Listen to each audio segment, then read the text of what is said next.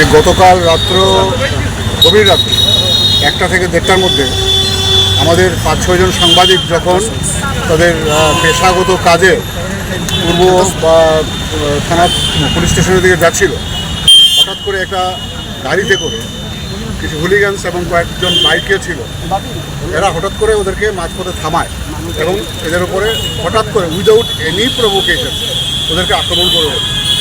আমাদের ওখানে প্রসেনজিৎ, মিহিরলাল সরকার, প্রণব শীল, এরা এ রাজ্যের রিনাউন সাংবাদিক, এদের সঙ্গে জুনিয়র সাংবাদিক ছিল আরও 3-4 জন। মানে যতটুকু সম্ভব ওদেরকে মারা হয়েছে, রাস্তায় ফেলে পেটানো হয়েছে, মানে রক্তাক্ত করা হয়েছে। আমাদের সাংবাদিককে আপনার স্ক্যান করতে হয়েছে ওই রাত্রেবেলায়।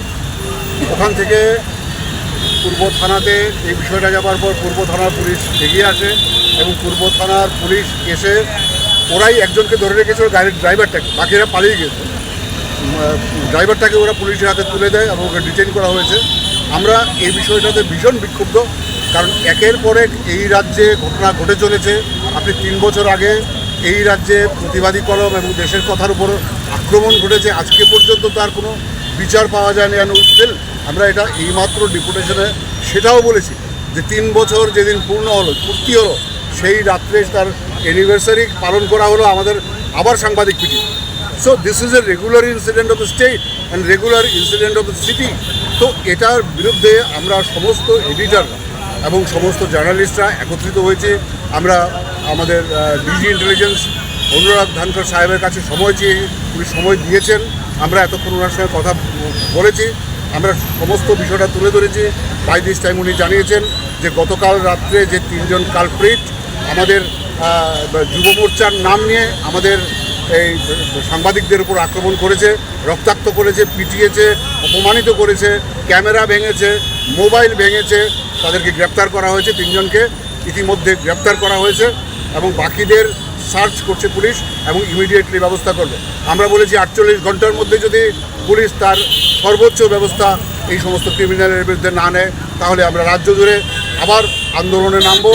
কারণ গণতন্ত্রের 4র্থ স্তম্ভ যদি আক্রান্ত হয়, আমি মনে করি গণতন্ত্রের কোনো অস্তিত্ব কোনো রাজ্যে থাকে না। এই রাজ্যের শীর্ষে একজন অত্যন্ত স্বচ্ছ ভদ্রলোক মানুষ আছেন মুখ্যমন্ত্রী হিসাবে। আমরা ওনার কাছেও এই আপনাদের মাধ্যম থেকে আবেদন করব, আপনিও দেখুন, আপনি বলুন, পুলিশকে বলুন এবং অন্যান্য যে আপনার মেশিনারিজ আছে আইন শৃঙ্খলা রক্ষার জন্য তাকে তৎপর করুন, যাতে করে এই সমস্ত আসামিরা শুধু সাংবাদিকদের উপর নয়, সামনে একটা পুজো আসছে, রাস্তাঘাটে সর্বত্র যাতে আইন শৃঙ্খলা বজায় রাখে এবং যাতে কোনো মানুষ অপমানিত না হয় এই ব্যাপারে সতর্ক থাকে। আমরা এই আবেদন রেখেছি। আমরা অ্যাজ এ হোল স্টেটে ডেমোক্রেসি বজায় রাখবার জন্য আমরা পুলিশ প্রধানের কাছে আবেদন রেখেছি।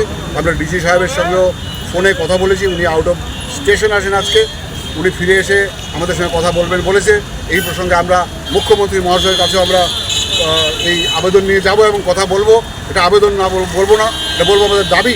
কারণ একের পর এক সাংবাদিক লাঞ্ছিত হচ্ছে, একের পর এক সাংবাদিক অপমানিত হচ্ছে এবং তার বিরুদ্ধে কোনো ব্যবস্থা নেই। এবং নেশার অত্যন্ত বেশি প্রাদুর্ভাবের কারণেই এই সমস্ত ঘটনাটা ঘটছে বলে, মাদকের প্রাদুর্ভাবের কারণেই ঘটনাগুলি ঘটছে বলে আমরা বিশ্বাস করি। সমূলে উৎপাটিত করবার জন্য আমরা অনুরোধ রেখে এসেছি। এখানে সব সিনিয়র সাংবাদিকরা ছিল, সিনিয়র এডিটররা ছিল, উনি আমাদের এশিওর করেছেন। আমরা আবার বসবো, এই ওনার থেকে সিদ্ধান্ত নিলাম, আমরা ওনার মতামত জানলাম এবং শুনতে পেয়েছি 3 জন অ্যারেস্ট হয়েছে। এরপর আমরা বসে তারপর আমরা পরবর্তী সিদ্ধান্ত নেব।